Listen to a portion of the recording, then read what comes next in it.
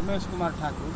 मतलब आपकी मतलब किस चीज़ के यात्रा में निकले हुए हैं? देखिए, हम चले हैं अपना जन्मभूमि बिहार के बारे में। इसे कहने का मतलब है कि आज़ादी के 76 साल हो गए। पूरे भारत में 29 राज्य हैं, 28 राज्य विकसित हो रहा है। अपना बिहार इतना पिछड़ापन है यहाँ, जब जैसे कि यहाँ IAS IPS, आप विद्यार्थी हैं, आप भी जानते हैं जी सर। नेता लोग भी वर्ल्ड क्लास के हैं जी। और उसके बाद यहाँ लेबर मजदूर जो भी है पूरे सक्षम है काम करने के लिए, फिर भी यहाँ बेरोजगारी है। जी। मैं जा रहा हूँ इसीलिए कि देखिए, अब 76 साल के बाद भी ऐसा स्थिति है कि हम अपने बाल बच्चों आपको कहाँ तक जाना होगा? दूसरे राज्य जाना पड़ता है। जी जी बोलिए। तो आपको जाना कहाँ है? हमको देखिए, जो सत्ता में है बिहार सरकार, हाँ। बिहार सरकार के पास जा रहे हैं। जी। पहले तो मान लीजिए, मैं हम छोटा सा आदमी है, जनता है, यहाँ का नागरिक है और बिहार को लेकर हमको चिंता है, बदनामी सुनकर हमको शर्म महसूस होता है। इस वजह से इन लोगों के पार्टी कार्यालय में जाएंगे, उन लोगों के पास हम अपना चिट्ठी देंगे कि भाई इस बात को आगे तक बढ़ाइए और उन तक पहुँचाइए। जैसे मान लीजिए जदयू कार्यालय में जाएंगे, राजद में जाएंगे, कांग्रेस में जाएंगे, उसके बाद मान लीजिए ये लोग अगर सुनते हैं या न सुनते हैं, उसके बाद फिर बीजेपी विपक्ष में है, उसके पास जाएंगे। क्योंकि पिछले साल हम गए थे, हमारा यात्रा 27/9/22 को हुआ था। जी। तो दिल्ली गए थे, फिर पैदल यात्रा ठेला से। जी। तो विनोद तावड़े जी से बात हुआ था। जी। तो वो बोले थे कि आप थोड़ा बिहार सरकार नीतीश जी के पास जाइए, जी। कभी हम ही लोगों में वो बोले कुछ, कभी हम लोगों में रहते हैं, कभी तेजस्वी जी में रहते हैं। अभी भी फिलहाल वो बोले हैं कि हम बीजेपी का साथ कभी नहीं छोड़ेंगे। इसीलिए हम जा रहे हैं कि हमको 76 साल हो गया, आप इधर उधर करते हैं, करिए ठीक है, लेकिन जनता का क्या कसूर है, हमारा क्या कसूर है? मान लीजिए हम लोग कितने दिन तक आज़ादी के नाम से तो कुछ भी समझ में नहीं आ रहा है कि बिहार में हम लोग आज़ादी से जी रहे हैं। हम लोग अभी पूरे जवान भी नहीं होते हैं तो दूसरे राज्य का सहारा लेना पड़ता है। उसके बाद वहाँ से आएंगे, शादी विवाह होगा, कर्ज में डूब जाएगा, कर्ज सधाने के लिए 6 साल 5 साल लग जाएगा। जी। ऐसे करते करते आज तक तो हम लोग जी गए। लेकिन 76 साल के बाद इन लोगों को हम कहना चाहते हैं कि ये सभी लोग तो बिहार पर राज कर ही चुके हैं। जी। अब फिर किनका इंतजार है? यही बात है।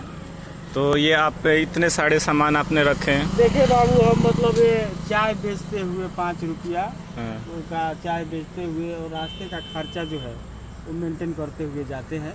जो जिसका इच्छा हुआ वो अपना चाय पिया, 5 रुपया दिया। यार आपने ये पूरे सारे तरफ से, चारों तरफ से टेंट लगा रखे हैं।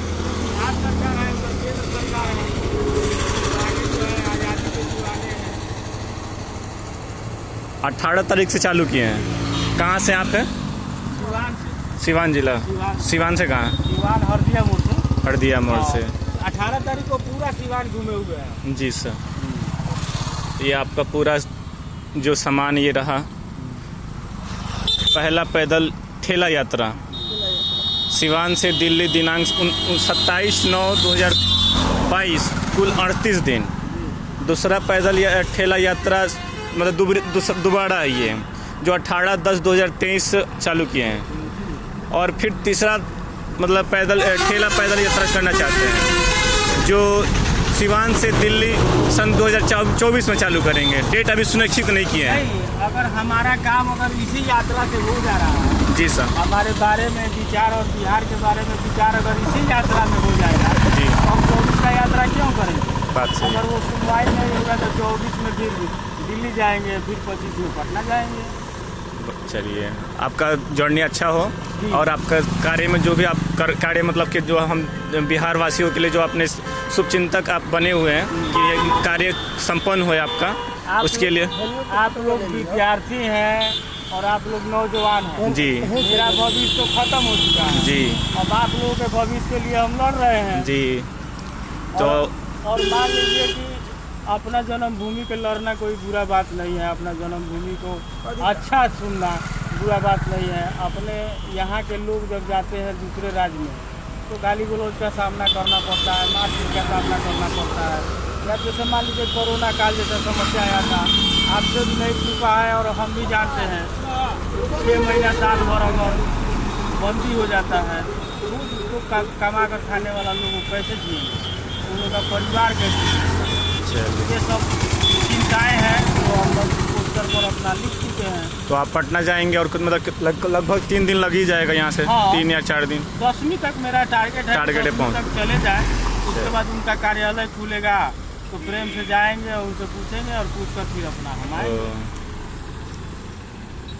चलिए, आपका दिन मंगलमय है और आप जो काम में जो जा रहे हैं आप उसका संपन्न हो, बिहार वासियों के लिए सब मतलब उसके लिए नए संदेश आए, ताकि आप बिहार जो उन्नति में जो आपके मतलब क्या बिहार वासियों के लिए, आपके लिए तो है ही है, हाँ। पर बिहार वासियों के लिए भी आप आपकी लोगों के लिए ज्यादा हाँ। करके है, क्योंकि आप लोग बिहार नौजवान है, आगे नौजवान। चल के नौकरी करना है, शादी विवाह करना है, घर द्वार बनाना है।